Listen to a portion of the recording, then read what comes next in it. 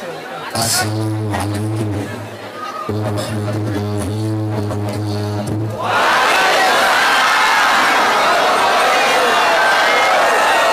Bismillahirrahmanirrahim. Alhamdulillahi rabbil alamin, ilahil ma'bud. Wassalatu wassalamu ala sirri hayatil wujud, wassababil a'zami likulli mawjud, sayyidina wa maulana wa syafi'ina wa habibina wa qurrati a'yunina Muhammadinil mahmud wa ala alihi wa ahli baitihi wa ashabihi adada kulli syaqiyyin wa mas'ud. Subhanaka la ilma lana illa ma 'allamtana innaka antal alimul hakim. Rabbi shrah li sadri wa yassir li amri wahlul 'uqdatam min lisani yafqahu qawli waj'al li waziran min ahli. Amma ba'd. Salam hormat, salam ta'zim saya haturkan kepada para alim ulama, para habaib, para tuan guru, para kiai, para ibu nyai, masyayikh, asatid, para cerdik pandai dan para sesepuh, pejabat pemerintah dalam semua tingkatannya yang sama-sama kita cintai, kita banggakan dan kita hormati. Bapak Haji Rijal Effendi, Sarjana Ekonomi, Wali Kota Madya Balikpapan, Kepala Kementerian Agama Kota Madya Balikpapan beserta staf, Kepala Kelurahan beserta staf dan tokoh-tokoh masyarakat, Ketua dan seluruh pengurus Mushola Darussalam yang saya hormati, rekan-rekan panitia, kawan-kawan remaja, sahabat-sahabat, santri, hadirin hadirat, bapak-bapak, ibu-ibu, saudara-saudaraku, ikhwatal iman, jamaah sekalian yang saya cintai, yang saya hormati, rahimakumullah. Alhamdulillah atas rahmat, taufik dan izin Allah, malam hari ini sama-sama kita dapat bersilaturahim, berhadir di majelis yang mulia dalam rangka hormat peringatan Maulid Nabi Agung Muhammad sallallahu alaihi wasallam. Mudah-mudahan keikhlasan kita berhadir di majelis yang mulia ini menjadi satu bukti mahabbah kita kepada Rasulullah, kecintaan kita kepada Rasulullah sebagai sarana kelak kita mendapatkan syafaatnya. Amin Allahumma. Berikutnya jamaah sekalian yang saya cintai, saya hormati rahimakumullah, momentum peringatan Maulid Nabi ini mari kita jadikan sebagai motivasi diri untuk semakin kuat dalam memegang agama, semakin meningkatkan iman dan takwa, karena Rasulullah sudah pernah memberikan peringatan di zaman akhir memegang agama ibarat memegang bara api, dipegang terus tangan melonyoh. Melonyoh itu bahasa Indonesia ya, meloncat, tapi kalau nggak dipegang terlepas. Ini akhir-akhir muncul satu fenomena di tengah-tengah masyarakat kita, beragama hanya pada waktu-waktu tertentu saja, di waktu yang lain sudah tidak lagi beragama. Islam hanya di tempat-tempat tertentu saja, di tempat yang lain Islamnya ditanggalkan. Padahal perintah dalam berislam itu harus menyeluruh, sebagaimana firman Allah, ya ayyuhalladzina amanu dukhulu fis-silmi kaffah.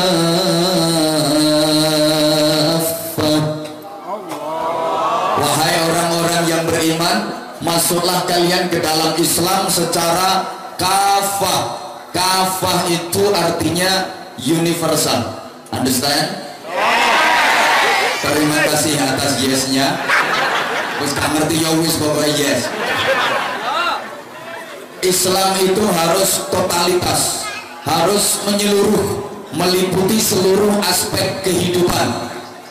mulai bangun tidur sampai tidur lagi harus Islam, ucapannya harus Islami, perbuatannya harus Islami, perilakunya harus Islami, tata pergaulannya harus Islami, cara berpakaiannya harus Islami, bahkan sekujur tubuhnya mulai ujung rambut, bahasa Inggrisnya le unyeng-unyeng, sampai ujung kaki the tungkap, ini harus Islam semua.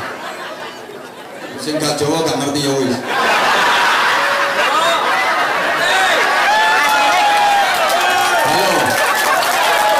Halo, mohon maaf, ini sekarang lagi marak.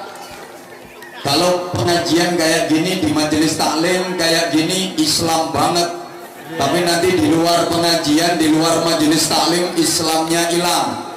Nih yang sebelah sini kalau lagi ngaji, pakaiannya pakaian surga, rukun rapat, semut nggak bisa masuk. Tapi kalau lagi di mall pakai pakaian yang transparan, bahannya dari plastik, kadang full press body, melevet ngafret, bahan dari karet. Itu bahasa Jepangnya the pating pecoton. Itu namanya kalau lagi ngaji Islam, di luar ngaji udah nggak lagi Islam. Allahumma sholli ala Muhammad. Ketika berada di dalam masjid, di dalam musola, Islam banget, tapi keluar dari masjid Islamnya hilang. Lagi di masjid, betul-betul nampak Islamnya. Mau sholat aja polanya nggak karuan. Kalau lagi baca niat eker, usolli.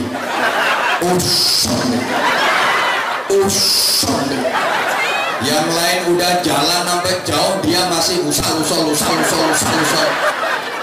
Nggak berangkat usal terus. Usal. Begitu udah jadi takbiratul ihramnya medeni, ngangkat tangan ketawe pola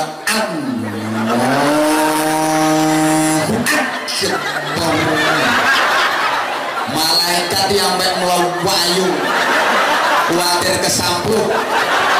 Ya, emang takbirnya bacaannya luar biasa fasih, nampak betul Islamnya. Kalau lagi baca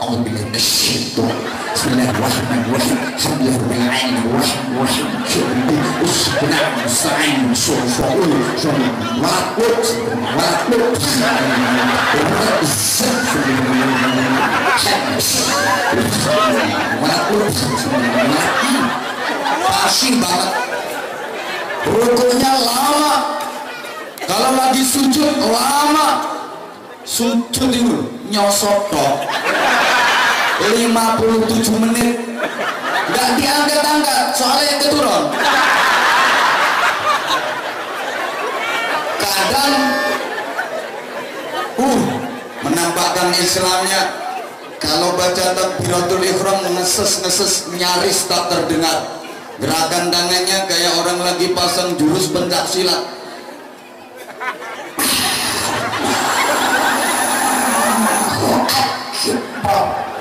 Islam banget, keluar dari masjid nyolong sandal.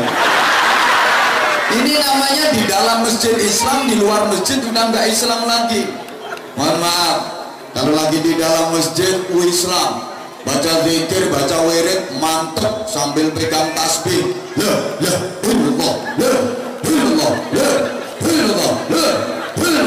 tasbih protol, ganti tasbih lagi, protol mana, menghabiskan tasbih 21, mantep zikirnya, tapi punya hutang nggak nyaur. Ada yang kayak gitu, ada. Ini orangnya juga datang kok, aku tahu persis orangnya. Pokoknya orangnya duduk, orangnya juga ikut ketawa, pokoknya pakai peci orangnya.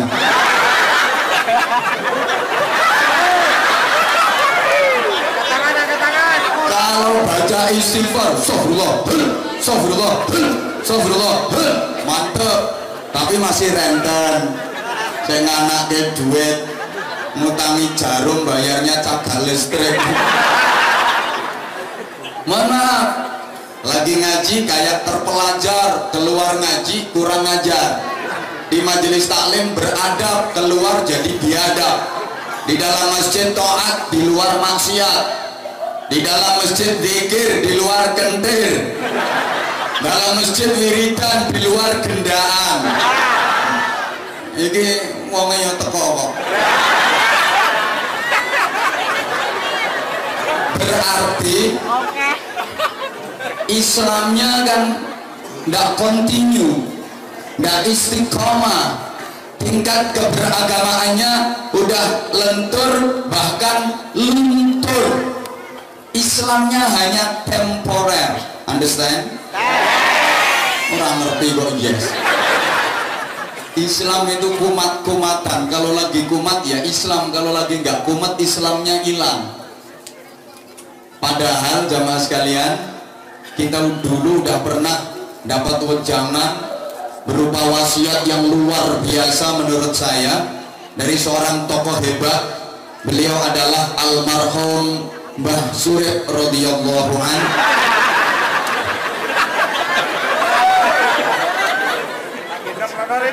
Kan kita udah pernah dinasihati sama Mbah Surip.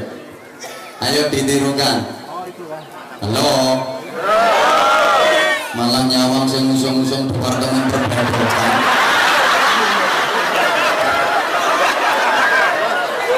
Wis iku diselehke bae. Apa yang ngaji kok ngurusi panganan.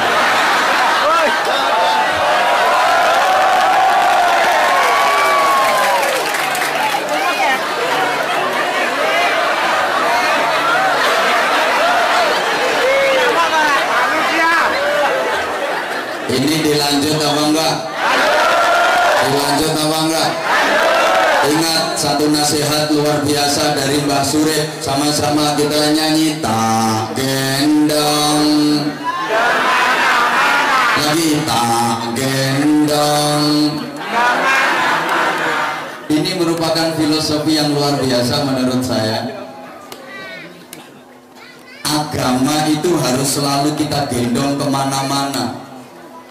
Kalau kita kepingin jadi orang benar, kalau kita kepingin jadi orang baik, kalau hidup kita kepingin selamat, bahagia, mulia dunia akhirat, kapanpun, dimanapun, dan apapun aktivitas yang kita lakukan, agamanya harus selalu digendong. Jangan pernah ditinggalin. Lagi di masjid, agama digendong. Lagi di rumah, agamanya juga digendong. Lagi di perjalanan, agama digendong. Di pasar, di tempat-tempat kerja, di kantor, agama selalu digendong. Asal kapanpun, dimanapun, dan apapun aktivitas yang kita lakukan, kita selalu gendong agama. Yakin kita akan jadi orang benar. Yakin kita akan jadi orang baik. Yakin kita akan jadi orang yang selamat, bahagia dunia akhiratnya. Kenapa orang salah? Kenapa orang keliru? Kenapa orang berbuat dosa? Karena agamanya nggak digendong. Maka rumusnya sekali lagi, kalau kepingin selamat, bahagia, mulia dunia akhirat, jadi orang baik, jadi orang benar, kapanpun, dimanapun, agama harus selalu tak gendong. Mohon maaf, para pejabat negeri ini, andaikan kemana-mana selalu gendong agama, nggak ada pejabat yang korupsi, betul? Dia Pak Wali itu. Ada orang gitu. Kenapa pejabat sampai korupsi? Emang agamanya lagi nggak digendong? Maka belum pernah ada tanda tangan MOU kesepakatan, tapi korup terus karo moto sholawat, enggak ada. Maling itu andaikan gendong agama nggak mungkin nyolong, nggak mungkin nyuri. Kenapa maling nyuri? Karena agamanya nggak digendong. Sampai hari ini belum pernah terjadi ada copet beraksi nyaut tas sambil baca Bismillahirrahmanirrahim. Nggak ada. Yang boleh meneh sampeyan sing nglakoni. Orang nggak mungkin zina andaikan gendong agama. Kenapa orang berbuat zina? Emang agamanya nggak digendong. Makanya gak ono wong mau zina kok tawasul dulu. Saudari Londe yang terhormat, sebelum kita melakukan proses permohonan ini, mari sama-sama kita membaca suratul Fatihah. Mudah-mudahan mohonan ini diberkahi oleh Allah Subhanahu wa taala. Ya sito lambene dijicek malaikat. Pokoknya pengen bener, selamat, bahagia, mulia dunia akhirat, kuncinya kapanpun, dimanapun, agama harus selalu tak gendong kemana-mana. Itulah ibu-ibu sekarang tuh nyanyinya, sakitnya tuh di sini, di dalam hatiku, sakitnya tuh di sini. Melihat kau selingkuh, makanya hatimu sakit terus. Nyanyimu sakitnya tuh di sini di dalam hatiku, makanya hatimu selalu sakit. Masih ditambahin sakitnya tuh di sini melihat kau selingkuh, makanya suamimu kalau lihat perempuan cantik meripatnya pendelik-pendelik pelorok-pelorok. Ingat, setiap ucapan kita menjadi doa, betul? Maka lagunya diganti, jangan pakai kata-kata yang gituan, dirubah. Nikmatnya tuh di sini di dalam hatiku, biar nikmat terus hidupmu. Kan nikmat itu tempatnya di hati, betul? Bahagia itu tempatnya di hati, betul? Kata siapa bahagia kalau kaya raya banyak duit? Belum tentu. Banyak orang kaya nggak bahagia, kaya sakit-sakitan. Bahagia di mana? Banyak orang miskin tapi bahagia, melarat tapi sehat. Ayo sampean pilih mana? Kaya sakit-sakitan, melarat sehat, pilih mana? Pilih kaya sehat. Subhanallah. Yo balik papan ini lo, ganteng-ganteng, cantik-cantik tapi budik. Pilihannya cuma dua. Satu kaya sakit-sakitan, dua melarat sehat. Yang mau pilih? Tidak ada pilihan itu. Itu sama dengan Anda disuruh milih baju dua, yang satu warnanya merah, satu warnanya hijau. Pilih yang mana? Kuning. Rupanya ayu oon. Mohon maaf, apa artinya kaya? Kalau sakit-sakitan nggak mungkin bisa menikmati kekayaannya. Segalanya punya, nggak bisa menikmatinya. Makanan model apa bisa beli, tapi makan dibatasi. Mau makan ini nggak boleh, mau makan yang itu nggak boleh. Ini mau dimakan nggak boleh, ini lemak, kolesterol. Mau makan sate, jangan. Darah tinggi. Mau minum yang manis, jangan. Kencing, manis, diabetes, bahkan mau makan suket itu kau lah. Bayam kangkung sawi itu kan suket tuh. Sampai mana gayamu berhalus sayur-sayuran. Aslinya rumput tuh. Ya suket tuh. Ojo kangkung, bayam, sawi nggak boleh, asam aurat. Enak apanya kayak kalau model gitu? Bahagianya di mana? Enakan sampean meskipun melarat sehat, ngerokok di kulit semongkotnya 30 hapan. Mengelelesi sujane sate bekerja sakayune aman. Ada lagi yang bilang katanya apa artinya kaya tapi nggak bisa menikmatinya. Segalanya punya nggak bisa menikmatinya. Televisi lebar sekian ini luasnya, lebar televisinya wombok tapi matanya belek bener. Kapan nontonnya? Kursi harganya mahal 400 juta tapi bokongnya udunan pelandingan. Kapan bisa duduk nih? Apa artinya istri cantik semok tapi betina anyang-anyang terus.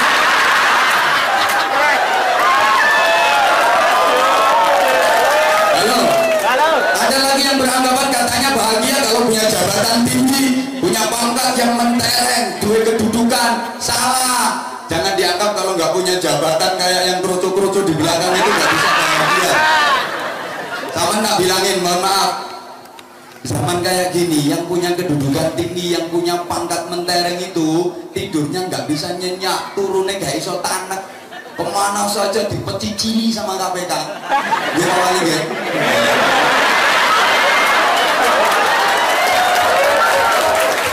Nggak enak, aku mana di rumah kepala Kementerian Agama. Zaman kayak gini loh. Ini punya jabatan, yang punya kedudukan malah tidak tenang hidupnya. Kemana-mana selalu diawasin sama KPK. Kekayaannya diaudit, tabungannya diperiksa, diteliti KB, kemana-mana selalu diketing, diawasi. Di toilet aja ditungguin. Enakan sampean, siapa yang mau nyelidiki sampean? Menduimu sandal jepit sisian, ambil kucing rembes loro.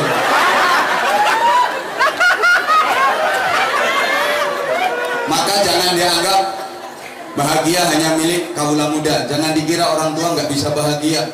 Mohon maaf, banyak orang menemukan kebahagiaan di masa tuanya. Ketika masih muda, capek, payah, kerja untuk biayai anak-anaknya sekolah, kuliah, ke pesantren. Begitu tua, merasa bahagia. Lihat anak-anaknya udah jadi orang semua, nggak ada yang jadi cempe. Soleh, solehah, ahli ibadah, sama orang tua bekti, sama masyarakat manfaat. Ini orang tua bahagia, tiada tara. Mohon maaf, jangan dianggap orang sakit nggak bisa bahagia. Bahagia bukan hanya milik orang sehat.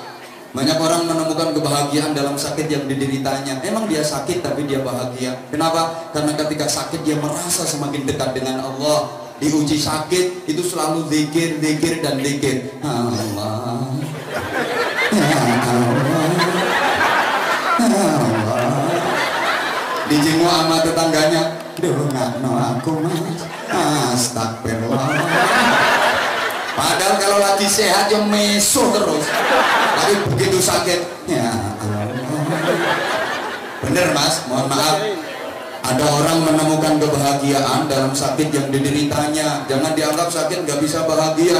Ada orang sakit beneran, lumayan parah sakitnya, sampai opname masuk rumah sakit, tapi dia bahagia.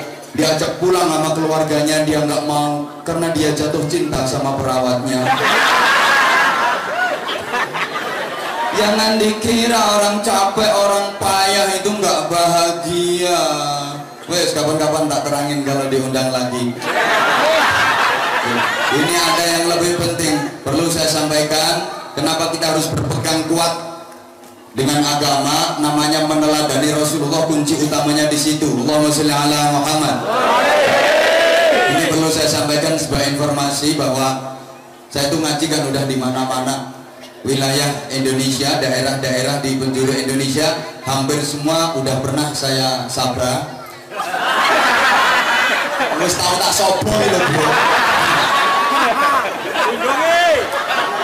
Jadi guyu. Bahkan beberapa negara luar negeri udah pernah undang saya. Ini sekarang lagi mewabah penyakit yang lumayan parah dan susah disembuhkan. Mudah-mudahan nggak terjadi di Balikpapan. Ini sekarang lagi musimnya penyakit kelumpuhan, bukan hanya DBD, demam berdarah, bukan hanya tipes, tapi ada penyakit kelumpuhan, lumpuh. Sini nggak ada ya. Alhamdulillah, mudah-mudahan tidak ada. Tapi yang saya maksud penyakit lumpuh itu kaki. Dia kalau lagi diajak ke mall, jalan ke mall naik turun 10 kali, melangkah ini kaki kuat. Kalau lagi muter di alun-alun sana ada tontonan itu, ada band macem-macem itu diajak muter 10 kali alun-alun, kaki ini kuat, melaku kuat. Musola masjid yang dari rumah jaraknya cuma 15 meter, masuk waktu sholat isya, kaki diajak melangkah tuh nggak kuat. Ada nggak? Ada nggak? Orangnya datang ngacung. Itu orang kena penyakit lumpuh parah, perlu diobatin sebelum diamputasi. Awas nanti kalau yang amputasi langsung Allah giles trainer. Itu sikil lumpuh, kaki lumpuh. Lagi ngaji diajak zikir 10 menit wis kesemutan, sing sembucung, sing metingkring, sing blocor. Tapi kalau lagi ada organ tunggal, ada band, ada dangdut, joget iso metu sekoke. Ada sepiranya dun 4 jam itu betah. Ditanya sama tetangga sama temennya, nggak capek mas? Enggak, cocok dun kaki lumpuh.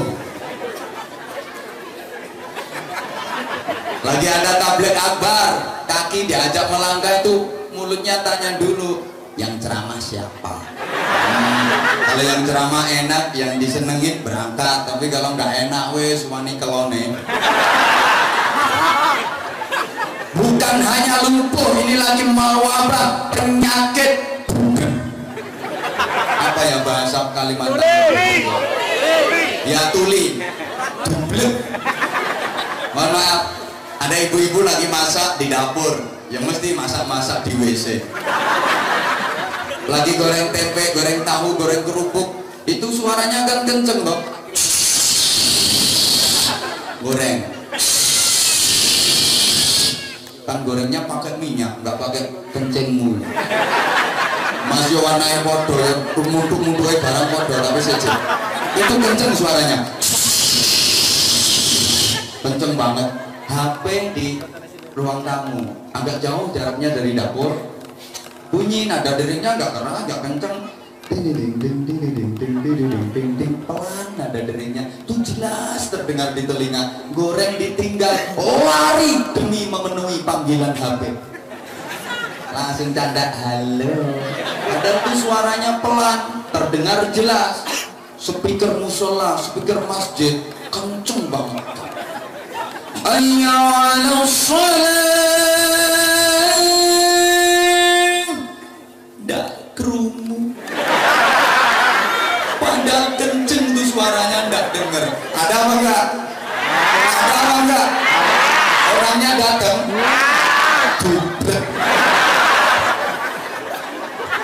Sungguh sangat mengenaskan betapa akhir-akhir ini panggilan Allah dikalahkan nama panggilan HP. Telinga ini kalau lagi diajak dengar ngaji nggak masuk-masuk. Mentok kalau diajak ngaji itu telinganya dengernya masuk kuping kanan, keluar kuping kanan. Keluar kuping kiri masih mending dilewatin, ini mendal. Nggak masuk sama sekali. Tapi kalau lagi dengerin gosip, masya Allah, tadi masuk kuping tengah seret, munggah otak, modern mengisan di hati. Subhanallah. Ya masa kekermas ya.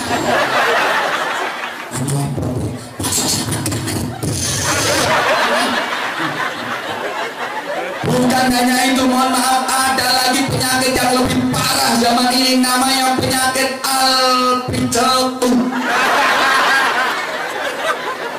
Ngapunten Pak Wali, mohon maaf, ini bahasa mabuk-mabuk aneh ini.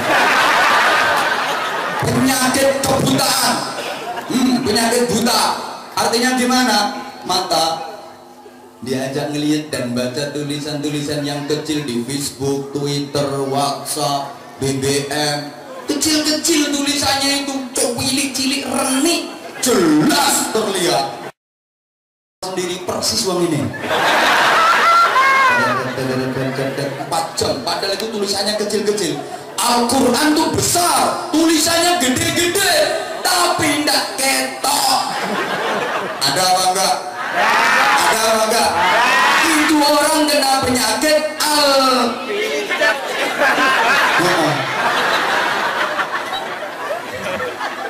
biar aku dikatakan kasar enggak masalah, enggak diundang lagi di balai papan, cari tempat lain. Apa pengguna nombor kok dulu. Yang saya sampaikan kan fakta. Ini sekarang kita lagi prihatin banget. Ya Allah, ya kan.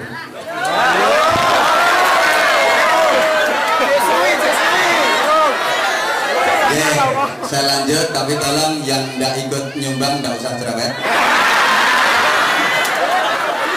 Oh, wali kota sing arep nyangoni lu menengah.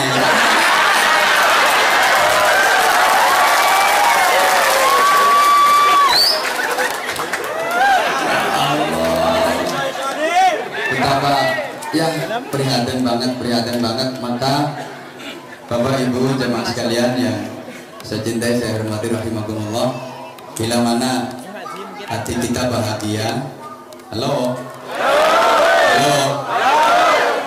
Allah mengingatkan kepada kita kalau kepingin bahagia, alladzina amanu wa tatma'innu qulubuhum bidzikrillah ala bidzikrillah tatma'innul qulub. Orang-orang yang beriman hatinya menjadi tentrem dengan apa? Bidzikrillah, dengan berzikir kepada Allah. Ala bidzikrillahi tatma'innul qulub. Ingatlah, hanya dengan zikrullah, hanya dengan berzikir kepada Allah, bukan dengan yang lain yang bisa menenteramkan hati. Allahumma sholli ala Muhammad. Tadi udah saya sampaikan bahwa bahagia menyangkut rasa. Bahagia tempatnya di hati, bukan di materi. Hati supaya bahagia, supaya bisa tentrem, ya dengan zikrullah. Ini saya sampaikan dulu.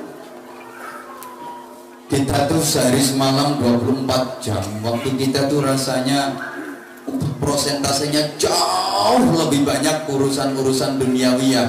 Betul? Betul? Maka harus ada dong waktu untuk zikrullah, waktu yang fokus untuk ibadah mahdoh kepada Allah. Apalagi kalau lagi siang hari, masya Allah, pastinya tok duit tok yang diurusin.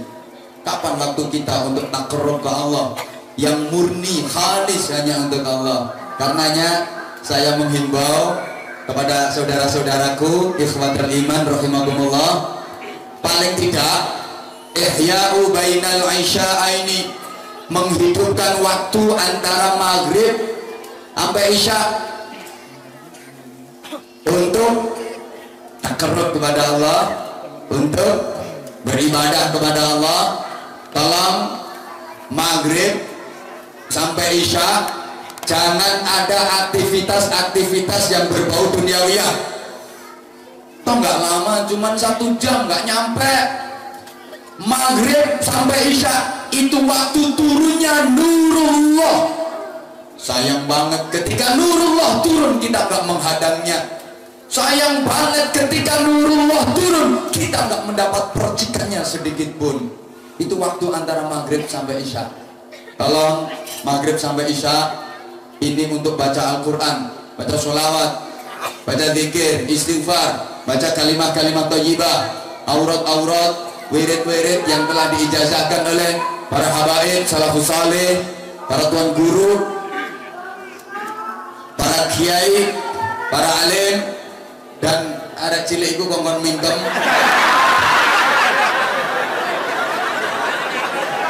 Orang lagi serius. Allahumma sholli ala Muhammad. Sekali lagi, ihya'u bainal isya'aini, menghidupkan waktu antara maghrib sampai isya.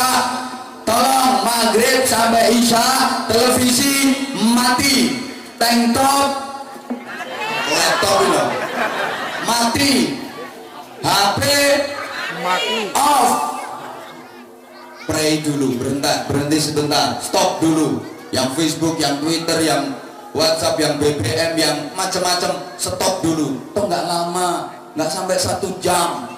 Alangkah indahnya andaikan kota Balikpapan yang sudah punya slogan Balikpapan beriman ini mencanangkan satu program wajib maghrib mengaji. Ya bawa nih guys. Jadi mulai wali kota sampai lurah itu tiap maghrib keliling rumah-rumah. Komandannya ya kepala Kementerian Agama. Kok kepala Kementerian Agama bukan hanya stempel cetak cetok mau bayaran. Keliling. Ini kalau lagi ada rumah maghrib muter televisi nyala matiin. Ada anak muda yang lagi telepon-teleponan, saut HP nih. Maghrib sampai isya. Tolong. Dan alangkah indahnya, alangkah bahagianya kalau keluarga tuh bisa kompak kayak gitu. Maghrib sholat berjamaah, bapak sholat berjamaah, ibu sholat berjamaah, anak-anak sama-sama sholat berjamaah. Subhanallah, habis maghrib bapak baca Al-Quran, ibu juga ngaji, anak-anak juga ngaji. Ini cermin keluarga yang syurgawi, keluarga yang menjadi miniatur surga. Yang kata Rasulullah, baiti jannati, rumahku surgaku ya, yang seperti itu. Kompak. Kadang-kadang kan nggak kompak. Habis maghrib bapak ngajak ngaji Quran, ibu nonton TV, dinasihatin bantah. Bapak nggak mau banyak omong, langsung praktek biar si ibu ini perasaan, biar istrinya perasaan. Ambil Quran dipondong, istri yang lagi nonton TV didekatin, berdiri di depannya, di sampingnya, biar si istri perasaan. Ya Allah, suamiku pegang Al-Quran mau ngaji, masa aku nonton televisi sih, matiin televisi ikut ngaji. Maunya gitu, dipraktekin bener sama suami. Ambil Quran dipegang, istri dideketin yang lagi nonton TV, berdiri di sampingnya, tapi gak ungkep blas. Emang istrinya ndak kayak pitung turunan, malah si suami ini diledekin. Lapo dekono, aku gak butuh satpam, aku gak perlu satpam. Suami dengan kalem ngomongin istrinya,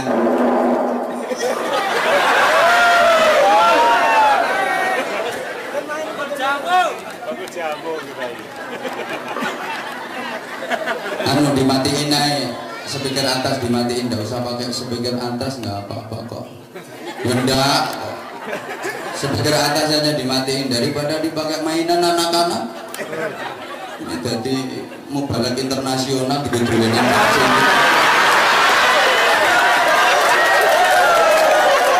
Dilanjut apa enggak nih? Kalau dilanjut tolong ditertibkan. Kalau enggak gitu aku mudun mencolot mulai. Allahumma sholli ala Muhammad. Allahumma sholli ala Muhammad. Enak-enak cerita diganggu. Ini si ibu lagi nonton televisi, bapak ndak mau pakai omong aja, biasanya lah ndak mandi, ndak ampuh itu, langsung pegang Al-Quran, istri dideketin, bu, TV dimatiin. Apa dimatiin? Aku mau baca Quran, aku mau ngaji. Ngaji di kamar. Sukanya ganggu orangnya, aku lagi nonton Super Bill. Ngaji di kamar. Suami digetak, wedi. Memang istrinya menakutkan. Butuh ngaji di kamar. Yang suami kaget langsung dikir, sumum bukmun omyum fahidlayar juhamu. Keluyur masuk kamar, nangis, membik. Iya, di dalam kamar tuh nangis sendirian. Sementara istri yang lagi nonton TV malah cengengesan, guyu cekekean. Ini suami di dalam kamar nangis. Ya Allah Gusti, nyun ngapunten, kenapa saya dikasih istri kayak mak lampir nih? Coba yang kompak, habis sholat berjamaah, bapak, ibu, anak-anak sholat berjamaah, terus sama-sama ngaji, habis maghrib. Gak lama kok, waktunya cuma 1 jam aja. Embong.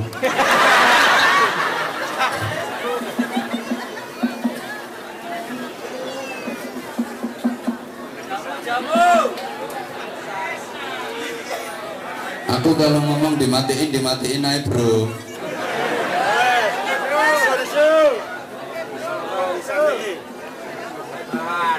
Yang belakang nggak dengar, biarin, nggak mau maju.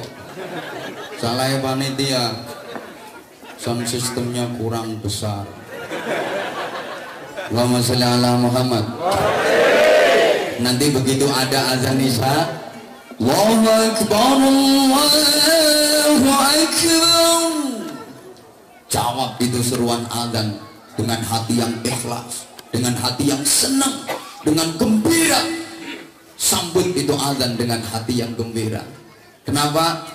Karena azan itu panggilan Gusti Allah. Saya ulang, karena azan itu panggilan Gusti Allah. Harus kita sambut dengan ikhlas, dengan hati yang gembira. Alhamdulillah, aku dipanggil bersimpuh, bersujud menghadap Allah. Karena azan itu panggilan Allah. Siapapun yang mengumandangkan azan itu, baik lek men, lek met, lek man, lek tok, lek parti, lek yono, atau yang tukang adzan di televisi namanya Pak Saat. Maghrib yang adzan saat, tulisannya saat adzan maghrib. Nanti isya yang adzan saat lagi, saat adzan isya. Untuk daerah Balikpapan dan sekitarnya. Subuh yo saat adzan subuh. Aku tuh kalau lagi nonton mikir, saat itu sregep. Sregep temen. Adzan terus. Bukan hanya di Kalimantan, di Sulawesi, di Sumatera, di Papua, di Jawa yang adzan juga saat namanya. Siapapun yang mengumandangkan adzan itu hakikatnya adzan adalah panggilan Allah. Allahumma sholli ala Muhammad. Maka seneng kalau dengar adzan itu harus seneng hatinya. Saya pernah sampaikan ukurannya seneng dengar adzan itu gimana? Ya kayak bulan puasa, bulan Ramadan dengar adzan maghrib, seneng apa enggak? Ya nggak seneng toh anjana sebut tenio. Kalau lagi puasa Ramadan yang paling dinanti, yang paling ditunggu kan adzan maghrib. Nunggu buka puasa, nunggu adzan, wah muter nonton TV, muter radio, dengerin masjid, mana yang adzan duluan diikutin. Ya. Adzan duluan televisi, ya wis melu TV. Loh kok udah buka puasa, TV wes adzan. Kalau adzannya duluan radio, ikut radio. Kalau duluan masjid, ngikut masjid. Kari kabeh adzan dhewe. Daripada belum ada yang adzan ya adzan sendiri. Allah karim. Seneng. Ini hikmahnya apa? Gini loh. Kenapa kita suruh seneng dengar adzan? Karena adzan itu panggilan Allah. Ketika Anda dipanggil Allah, hati Anda seneng, maka pada gilirannya Anda memanggil Allah, Allah pun senang mendengar panggilan Anda. Understand? Iya, sapa belum ngaplong urung paham. Taulang. Ketika kita dipanggil Allah dengan seruan adzan itu, hati kita senang. Maka nanti di saat kita memanggil Allah, Allah pun senang mendengar panggilan kita. Amin. Kapan kita memanggil Allah? Saat beribadah kita memanggil Allah. Saat sholat kita juga memanggil Allah. Ketika berzikir kita juga memanggil Allah. Ketika berdoa kita juga memanggil Allah. Ketika bersambat ya berkeluh kesah kita juga memanggil Allah. Ibu-ibu lah sering dong, ya Allah, barang-barang regane mundak kabeh, gajian yopan, gara-gara BBM yang dulu dinaikkan, harga-harga wis naik kabeh. Ya Allah, meskipun ibu mengeluh, Allah senang mendengar keluhan ibu. Meskipun bapak sambat, Gusti Allah senang ngrungokke sambatmu. Kenapa? Karena ketika sampeyan dipanggil Allah, ketika Anda dipanggil Allah, ketika pian dipanggil Allah, iya yang nek aku ulun, terus aku nek ulun ambek pian iku. Karena ketika Anda dipanggil Allah, hati Anda senang, maka saat Anda memanggil Allah, Allah pun senang mendengar panggilan Anda. Betapapun itu Anda mengeluh, Allah tetap dengar keluhan Anda. Karena ketika Anda dipanggil, Anda senang. Lebih-lebih ketika berdoa, betapapun doamu sangat sederhana, tetap didengar sama Allah, diijabah sama Allah. Kenapa? Karena ketika kamu dipanggil Allah, hatimu senang.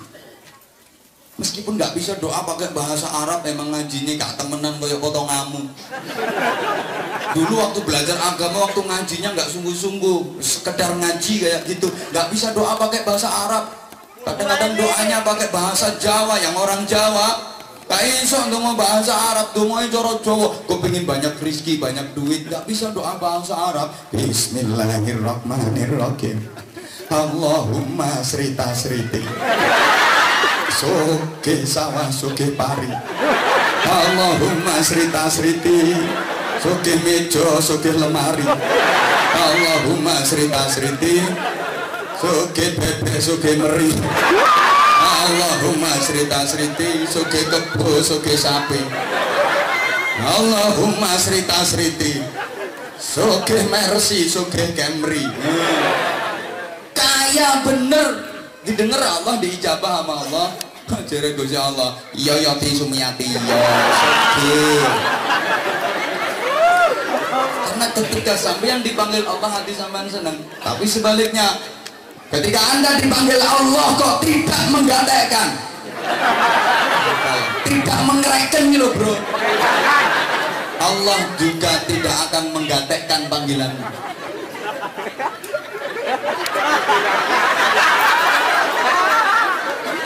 Sementing paham gak ya wes? Mbak Wali Kota ra paham yo. Wong masyarakatnya akeh wong Jawa kok nggak ngerti bahasa Jawa, yo kudu ngerti sithik-sithik. Tapi saya yakin beliau paham, cuman untuk mengeluarinya itu yang susah nggih Pak Wali nggih. Aku sapal. Ya kalau sama Pak Wakil Wali Kotanya sudah sering, tak beberapa kali. Sama Wali Kotanya baru kali ini. Padahal wali kota yang lain ini sering ketemu.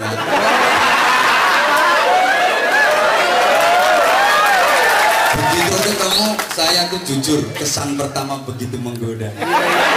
Kan pakai ilmu saya, sambutan ini dabiluk modun nuwes. Pemimpin yang bener yang kayak gini. Ya, artinya kan ngerti kondisinya umat kan.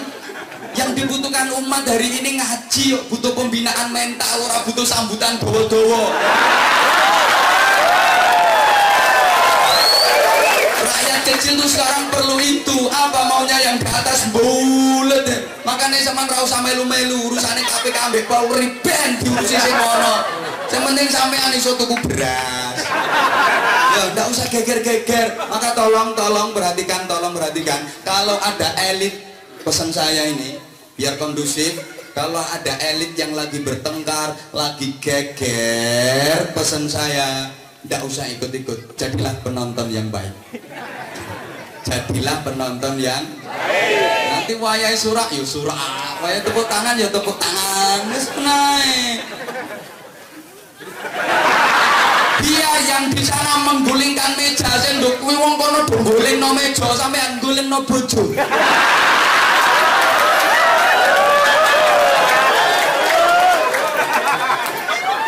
Wah kono jotos-jotosan ben kene rokokan.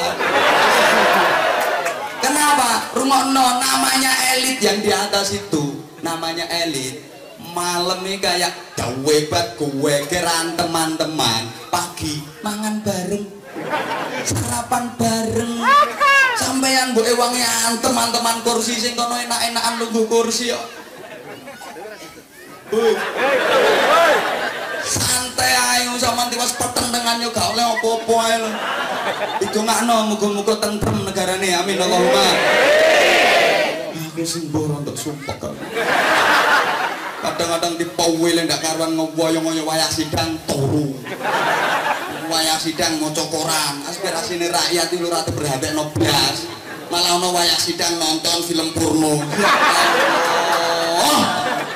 Aku kalau nonton TV kudu tak anteng TV-ne. Sampingane TV ku kreditane urung lunas. Aku tuh mohon maaf Pak Wali, saya tuh ngaji di mana-mana ya kayak gini. Mau kayak gini, nggak mau nggak usah diundang lagi. Nggak ngurus aku.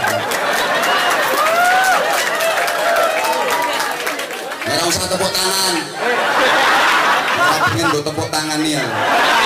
Yang saya kepengen itu omongan saya itu dilaksanakan. Allahumma sholli ala Muhammad. Sekarang bener-bener lagi prihatin.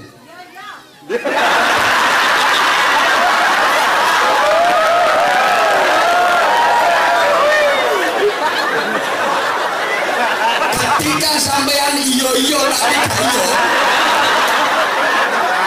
panggil Allah bilangnya iyo tapi prakteknya kok ndak iyo. Panggilan sampean tidak akan didengar sama Allah. Halo.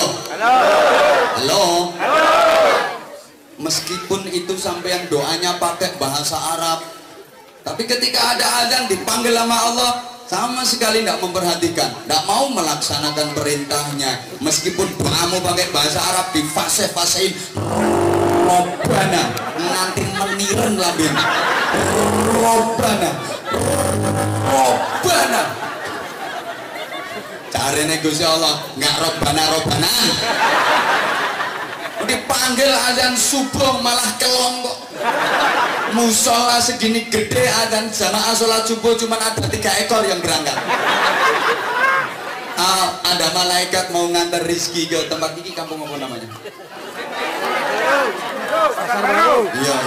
Iya. Landasan baru. Sembuh ngono itu jenenge. Pasar Baru. Oh ya. Malaikat itu mau ngantar rezeki ke pasar baru, disetop sama Allah. Malaikat, jangan diantar ke pasar baru. Sana, ke Bojonegoro.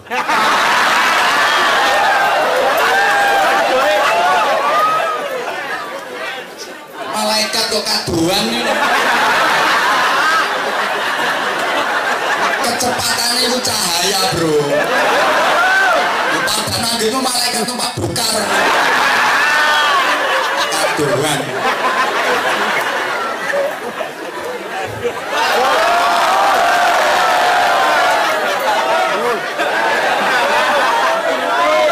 Betapapun doamu pakai bahasa Arab difase-fasein, tapi penampilannya tok sing medeni.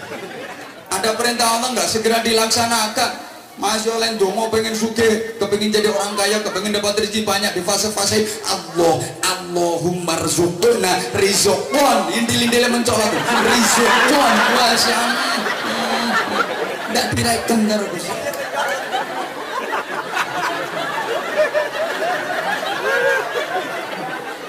Makanya kalau lagi ada azan tuh harus seneng hati nih. Ya, dijawab yang ikhlas. Hayya 'alas shalah. La haula wala quwwata illa billahil aliyil azim. Alhamdulillah ya Allah, aku masih diberi kesempatan untuk mendengar panggilan-Mu, masih diberi kesempatan untuk bersujud menghadap-Mu. Segera laksanakan perintah itu tanpa ditunda-tunda. Kebiasaanmu yang dulu-dulu itu ditinggal. Kalau dengar azan nggak mau jawab, malah gerutu. Mau azan enak-enak. Allahu Akbar, Allahu Akbar. Itu nggak jawab malah. Lah kok wis azan ki jam pira? Jawab azan kok lho.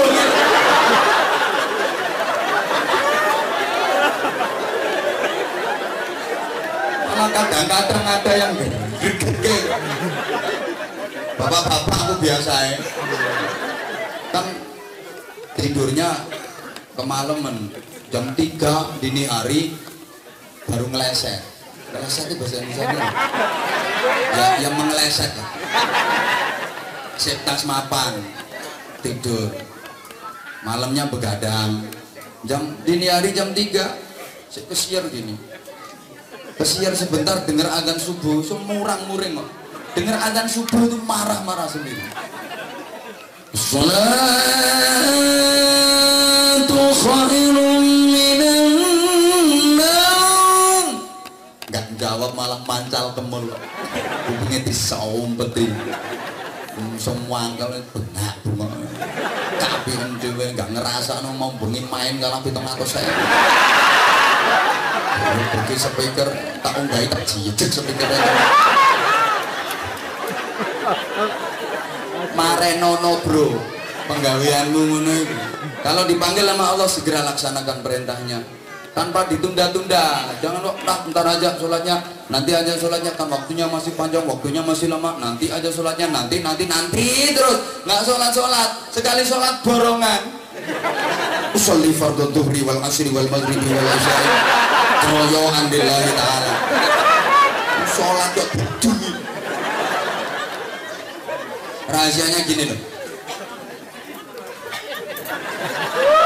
Allah itu seneng kalau memberikan perintah kepada hambanya dan perintah itu segera dilaksanakan tanpa ditunda-tunda, cepat melaksanakan perintahnya. Itu Allah lebih senang. Saya tak kasih gambaran aja biar mudah dipahami karena potongannya yang diomongin nggak begitu cerdas. Jadi, ya kan sama dengan yang ngomong, kita sama-sama nggak cerdas ya. Aku sendiri kayak gitu kalau dikasih penjelasan gini kok, wah nggak paham ini omongannya lah, perlu diperjelas. Ya tak lihat batuk-batukanmu kan orang pati cerdas. Nah ini harus diberi penjelasan biar lebih cerdas, biar paham gitu loh. Nah kalau nggak dipahami saya ngomong nggak ada gunanya. 1,5 jam nganggur buang-buang energi itu loh ya, harus paham. Ini tak kasih gambaran ya, misalnya pian suku pian itu Anda misalnya sampean itu jadi bos, umpama lek potonganmu yo gak pantes blas, umpama sampean jadi bos punya anak buah ya 20 lah, itu sampean lebih seneng mana? Punya anak buah yang kalau diperintah cepat dilaksanakan atau yang lambat? Suka yang seneng yang lambat apa seneng yang cepat? Yang seneng yang cepat. Ya anak buah nang kelemet diperintah itu tidak segera dilaksanakan, itu tidak seneng blas itu bos. Tapi punya anak buah begitu diperintah cepat laksanakan, begitu diperintah cepat laksanakan, pasti si bos ini seneng. Tanya sama yang muda-muda ini, pegang HP itu loh, pakai internetan, seneng mana yang cepet karo sing loading? Seneng mana? Yang seneng yang cepet lah, potonganmu nek diperintah kok loading terus. Uang kok lemot. Tak kasih contoh bro, misalnya ya sama dari bos, misalnya ini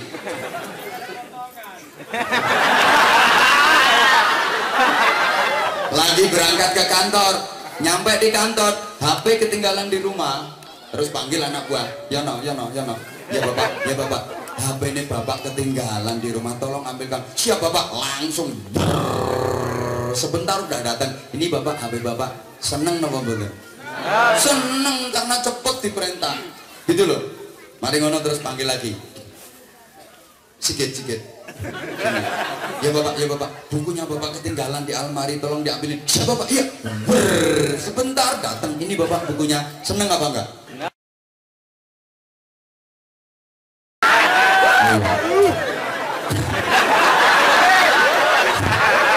Bapak kepalanya pusing, Mak.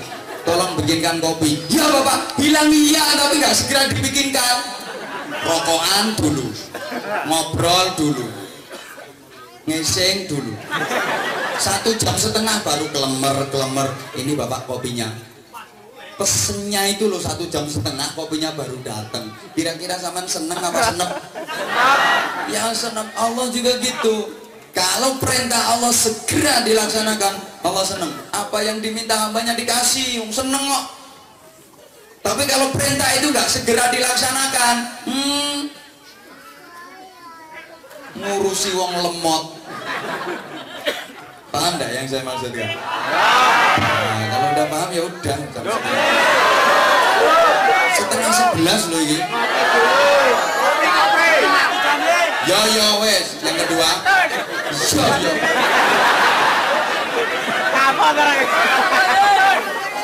Yang kedua, ya lanjut ya besok saya ono waktu mana. Enggak ya wes. Yang kedua, oke, ayo kita niati berjuang. Dan mohon maaf jemaah sekalian, berjuang itu nggak harus yang besar. Dimulai dari hal-hal yang kecil dulu. Yang penting manfaat. Kita tuh kadang-kadang suka meremehkan hal-hal yang kecil.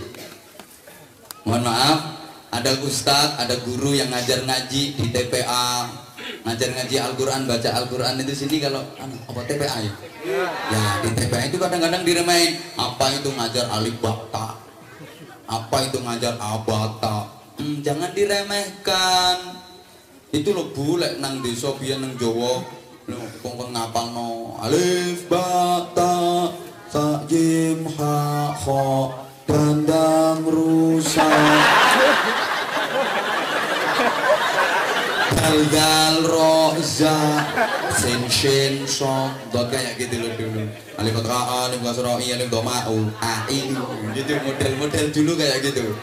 Bapak kasrah bi mim kasrah ma kasrah tiba bimati. madu robot karo tangkas roti tuku roti. Itu kadang-kadang suka diremehkan. Apa tuh ngajar alim wakta, ngajar abata, jangan diremehkan. Wa tahsabuhum hayyina wa huwa 'indallahi 'azim. Kamu menyangka sesuatu itu remeh, hina, sesuatu itu kecil, padahal yang kamu anggap hina, kamu anggap kecil, kamu anggap remeh, dalam pandangan Allah, di sisi Allah mempunyai nilai yang sangat agung, mempunyai nilai yang luar biasa. Jangan diremehkan. Coba jangan meremehkan yang ngajari abata, aiu, babi bu itu. Kenapa? Andaikan nggak ada yang ngajari abata, nggak ada yang bisa baca Al-Quran. Betul? Jangan diremehkan.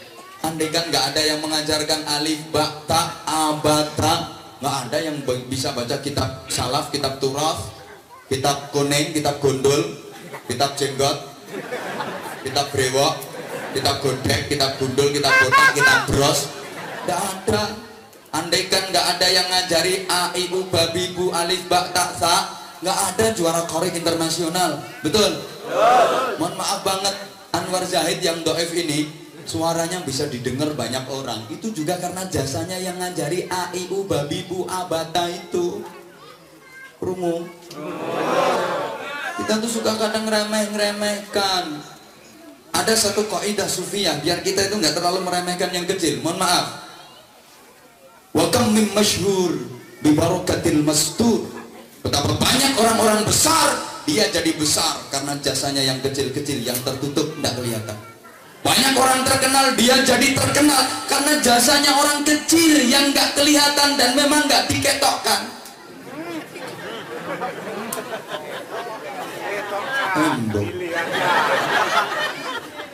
Banyak orang masyhur, punya popularitas, dia jadi masyhur, dia populer, itu karena barokahnya, karena jasanya orang-orang kecil. Kasih contoh, Presiden Republik Indonesia yang saat ini. Siapa saiki presidennya? Jokowi. Gak duwe tata krama, manggil presiden kok Jokowi. Pak Jokowi ngono lho, Bro. Manggil presiden kok Jokowi. Kasih penghormatan Pak Jokowi gitu loh. Masa manggil presiden kok Jokowi? Manggilmu kancamu Facebookan.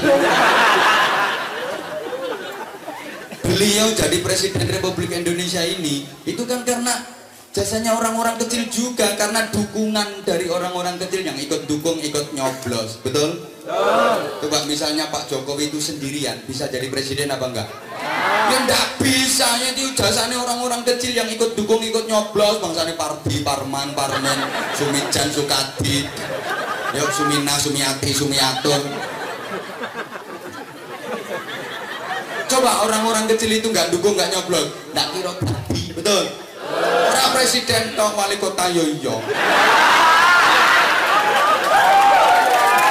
Makanya kalau nggak terpilih ya jangan lupa dengan yang memilih, jangan lupa yang dukung, nggak boleh merupakan rakyatnya. Mohon maaf Pak Wali, aspirasinya coro-coro kayak gini. Jenengan harus sabar Pak Wali, punya ingon-ingon kayak gini harus sabar. Ya memang pemimpin itu harus apa ya, berlapang dada. Ya legowo namanya, apalagi di sini macam-macam etnis, macam-macam suku, macam-macam adat.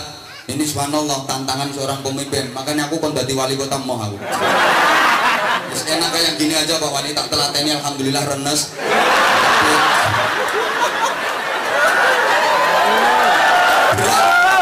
Maka kita doakan mudah-mudahan beliau senantiasa dapat bimbingan dan kekuatan dari Allah Subhanahu wa taala. Bisa mensejahterakan kota Balikpapan. Jamin tok ditungakno, didukung. No, andaikan nanti periode ke depan nyalon lagi, dipilih lagi apa enggak? Siapa ngomong ono duit ora mau? Lambe anggur jeplak. Ini Pak Wali sekarang modelnya kayak gitu masyarakat itu. Jadi bukan karakternya, bukan apa-apanya, ukurannya tuh NPWP, nomor piro wani piro.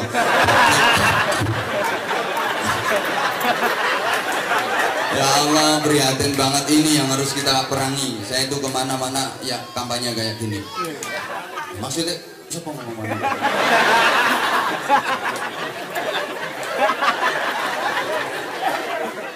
Ya Allah ya Karim, sungguh Jadi begitu. Bakam min masyhur bi barakatil mastur. Betapa banyak orang-orang yang punya nama besar dia jadi orang besar itu karena jasanya yang kecil-kecil. Kadang-kadang tidak dihargai. Mohon maaf banget.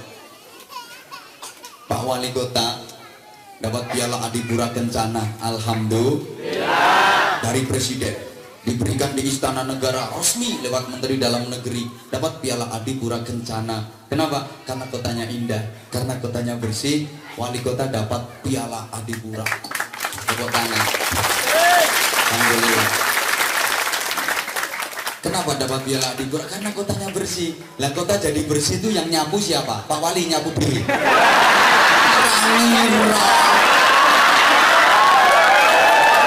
Ya, Sumiaton tadi. Sumiaton tadi. Makanya tolong Pak Wali Sumiaton, Sumiati diperhatikan. Tadi kayak gitu.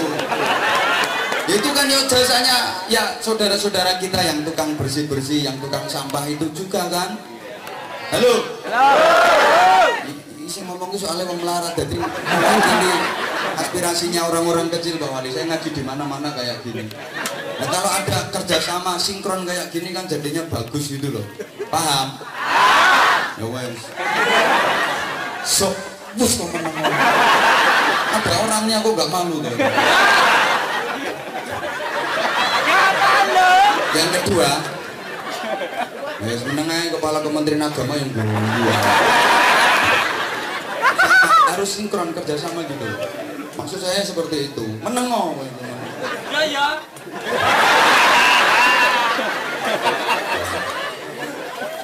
Seorang suami sukses usahanya, sukses karirnya, itu nggak lepas dari dukungan dan doa dari istrinya yang di rumah, yang memang nggak kelihatan. Tanpa doa dan dukungan dari istri nggak mungkin suami bisa berhasil. Ini Rasulullah Muhammad Sallallahu Alaihi Wasallam mengakuinya. Rasulullah pernah menyatakan, saya sukses perjuangan saya itu karena tidak lepas juga dari sabab basyariah. Di antara sabab basyariahnya siapa? Satu, pamanku Abu Thalib yang selalu menjadi backing perjuanganku. Ketika orang-orang kafir Quraisy mau memusuhi aku, mau memerangi aku, mau membunuh aku, pamanku Abu Thalib selalu menjadi benteng pertahananku. Hai orang-orang kafir Quraisy, jangan keponakanku Muhammad yang kau lawan. Nih pamannya Abu Thalib, langkahi dulu mayatnya. Ngono. Yang kedua, istriku tercinta Sayyidah Khadijah radhiyallahu anha yang selalu mencurahkan jiwa, raga, harta, benda, bahkan nyawa sekalipun untuk perjuanganku. Khadijah tidak pernah menyusahkan aku, selalu memberikan dukungan kepada aku, selalu menenteramkan hidupku. Kalau di luar ruwet, pulang ketemu sama istri, permasalahan jadi cair. Emang istri mau mencairkan, mampu mencairkan suasana. Di luar panas, pulang sampai rumah ketemu istri, dingin, sejuk, tentrem. Misal dengar suami lagi dagang rugi, istri yang di rumah dengar, ya Allah suamiku dagang rugi, siap-siap kasih nasihat, siap-siap kasih support, kasih semangat. Begitu suami datang, assalamualaikum, waalaikumsalam, dek sepurane dek dagang rugi, mas sampai yang sabar. Namanya orang dagang gak untung terus mas, sekali-kali juga rugi. Ini namanya romantika kehidupan. Ya dinamikanya kehidupan ya kayak gini mas. Sampan sabar, meskipun sampan rugi, aku rapopo. Ini suami langsung nyes, tentrem, damai, gitu. Dan emang itu kene ndak. Dengar suami dagang rugi, belum pulang udah dihadang di depan pintu. Dalam bene diolor 9 cm. Raine ditekuk cangkem irung batuk ngelumpur dari situ. Suami datang langsung dikerawus. Makanya ngandelok karo wong wedok, ngomong wedok gak percaya yang ngono iku. Ayo sampean dagang iki modale gawe apa berangku kalau kuwi digawe modal. Tapi dibaleke gak terus sembaleke duweku sama tukang gak nurut karo aku nang iki rugi nek iki salah sapa. Suami arek urip matane tok ngene. Halo. Halo. Maka suami bisa sukses karirnya, sukses usahanya, itu tidak lepas dari dukungan dan doa istrinya. Nggih Bu nggih? Dengar yang suami-suami. Ngono kadang-kadang suami udah berhasil terus mentang-mentang istri dilupain. Kawin mana? Tanpa dukungan dan doa istri nggak mungkin berhasil. Maka ibu, biar suami-suami pada sadar, nanti sampai di rumah tolong di tembok rumah ditulis yang gede, wahai suamiku, suksesmu karena doaku. Begitu suami masuk rumah nyadar, baca itu tulisan, ya Allah wahai suamiku, suksesmu karena doaku. Bener, aku sukses karena doa istriku. Berarti kalau aku kepingin tambah sukses, harus tambah lagi yang mendoakan.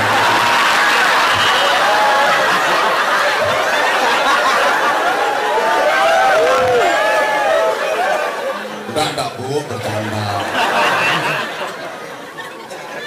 Jangan meremehkan yang kecil-kecil. Kadang suka diremehin tuh para ustadz, para guru yang ngajar AIU Babibu itu dianggap wah apa itu ustadz kecil tuh. Kok ustadz kecil itu?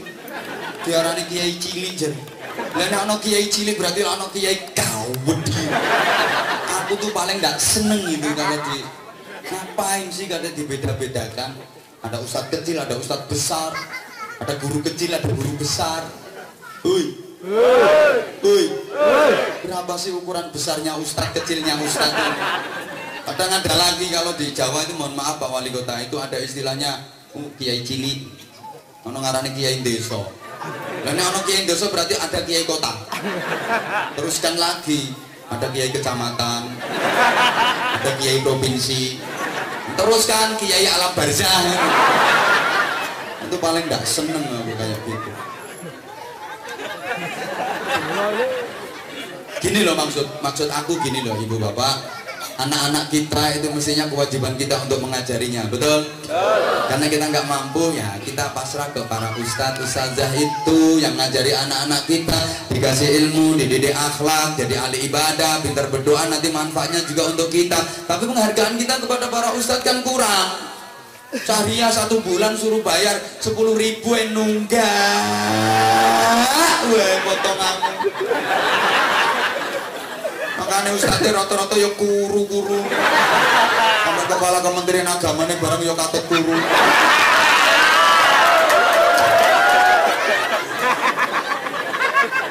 Niki contohnya sih ngomong iki ya kuru kok doa. Rata-rata ya kayak gitu. Perhatian kek. Kalau lagi lebaran itu si suami ngomong sama istrinya, "Ma, ini anak kita dididik diajar ngaji sama ustadz. Ini lebaran tak beliin baju, ustadznya tak beliin sarung sama peci." Istrinya nyaut, "Ya pas sekalian sandalnya."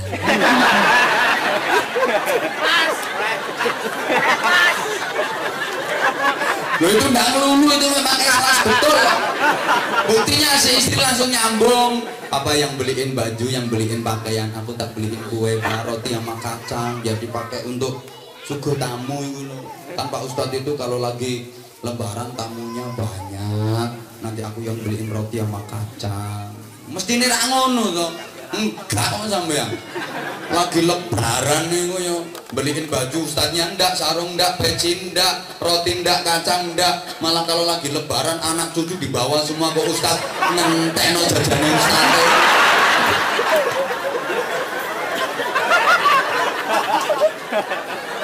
Pengalaman.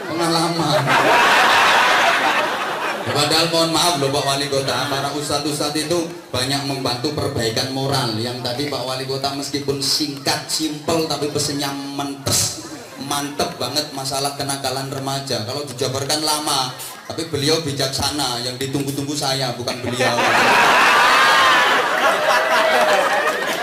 Makanya sambutannya ringkes lho, kadang-kadang lurah sambutannya kepanjangan. Selawat serta salam semoga tetap terlimpahkan kepada kunjungan. Selanjutnya saya ucapkan terima kasih. RT terima kasih ke wabe. Sing mburi yo kul wae.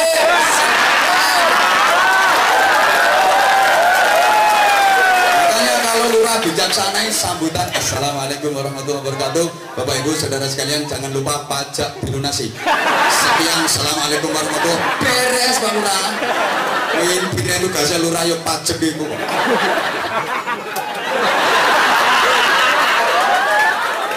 Kayak tadi Pak Wali, subhanallah, luar biasa.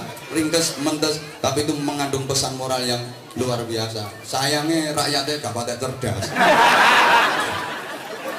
Ya orang ngek potongan.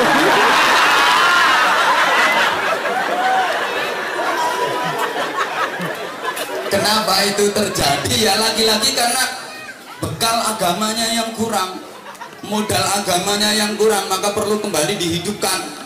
Tadi yang saya sampaikan, program Maghrib mengaji itu minimal itu, insya Allah akan mampu mengkanter generasi muda kita. Sehingga ingat Nabi Yakub alaihissalam menjelang wafat, itu pesannya kepada anak-anaknya, wa idh hadara yaqubal mautu il qala li banihi ma ta'buduna min ba'di. Ketika menjelang wafat, Nabi Yakub itu berpesan kepada anak-anaknya, wahai anak-anakku, ketika nanti aku telah tiada, apa yang akan kamu sembah, apa yang akan kamu taati, siapa yang akan kamu ikuti, siapa yang akan kamu percaya. Mestinya kan seperti itu. Nah kita ndak, rata-rata masyarakat itu menjelang usia tua, soleh bapak kaono, mak kaono, tanah sing kulon iku bagiane Joko. Lha omah iki wae Sundari. Jadi mau modal lo mikir donya. Harusnya kan enggak gitu kan. Nah, nanti kalau papa udah nggak ada, mama udah nggak ada, ibadahmu gimana, ngajimu gimana, akhlakmu gimana, siapa yang akan kamu ikutin? Salah yang kamu percaya, sengsara hidupmu. Nah mestinya harus gitu. Keliru yang kamu percaya, pasti rugi hidupmu. Nah percaya kok nonggone bandar togel, nah ludes donyamu, habis kekayaanmu kalau kamu percaya kepada bandar togel. Tapi kalau percaya sama tuan guru, percaya sama kiai, sama ustadz, insya Allah selamat. Nah insya Allah selamat. Tapi kalau kamu percaya sama bandar narkoba, nyusul tesi kamu.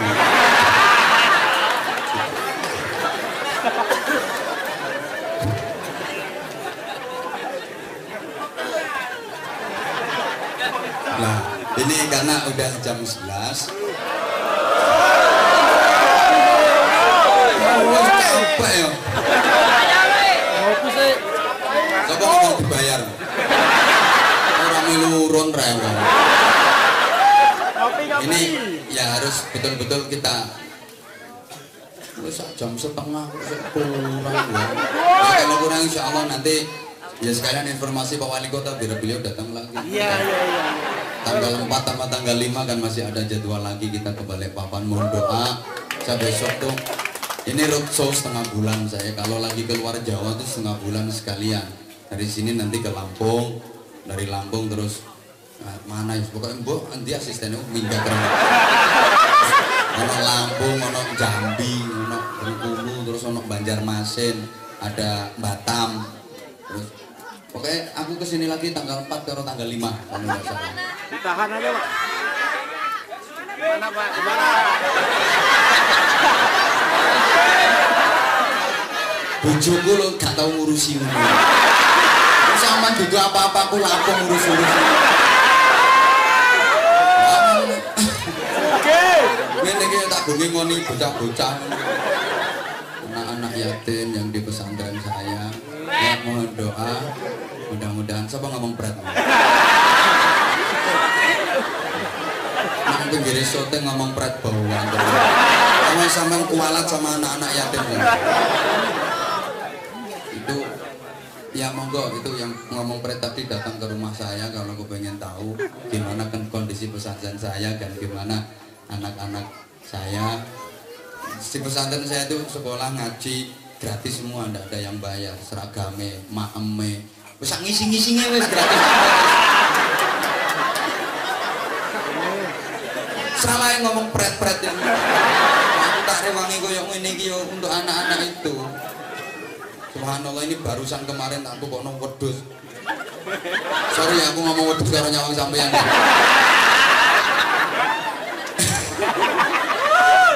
rombok oleh petang pulung mbok wis itu untuk anak-anak. Mudah-mudahan yang saya sampaikan ini ada manfaatnya. Allah nanti kita ketemu lagi. Mohon doa.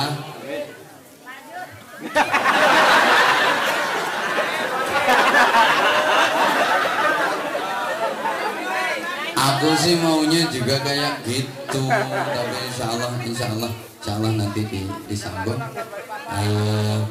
omongan saya yang benar, mudah-mudahan ada manfaatnya. Yang salah khilaf mudah-mudahan Allah mengampuninya. Juga mohon maaf yang sebesar-besarnya kepada saudara-saudaraku. Semoga belum doa kok mau buyar ini. Keikhlasan kita hadir di majelis ini menjadi bukti mahabbah kita, kecintaan kita kepada Rasulullah, dan menjadi motivasi kita untuk mengajak, mengamalkan ajaran-ajaran Rasulullah, sehingga kita layak dan pantas untuk mendapatkan syafaatnya, untuk menggapai kebahagiaan hidup yang fid dunya hasanah wa fil akhirati hasanah. Alhamdulillah wa ala kulli niyatin shalihah bijahil nabiyir rahmah wa syafi'il ummah. ربنا يجعل قبل إجابة السور حصول الأمل والمأمول بجاه سيدنا رسول محمد صلى الله عليه وسلم على ما نوينا وعلى ما نوى به سلف الصالحون أجركم الله. الفاتحة. أعوذ بالله من الشيطان الرجيم. بسم الله الرحمن الرحيم. الحمد لله رب العالمين الرحمن الرحيم مالك يوم الدين إياك نعبد وإياك نستعين اهدنا الصراط المستقيم صراط الذين أنعمت عليهم غير المغضوب عليهم ولا الضالين رب اغفر لي ولوالدي وللمؤمنين آمين يا رب العالمين. اللهم صل على سيدنا محمد وعلى آله وسلم رضي الله تبارك وتعالى عن كل صحابة رسول الله أجمعين والحمد لله رب العالمين. اللهم أنت السلام ومنك السلام وإليك يعود السلام فحينا ربنا بالسلام بلغ روح سيدنا محمد منا التحية والسلام وأدخلنا الجنة برحمتك دارك دار السلام تبارك ربنا وتعالى ذا الجلال والجمال والإكرام. والسلام عليك يا نبي ورحمة الله وبركاته.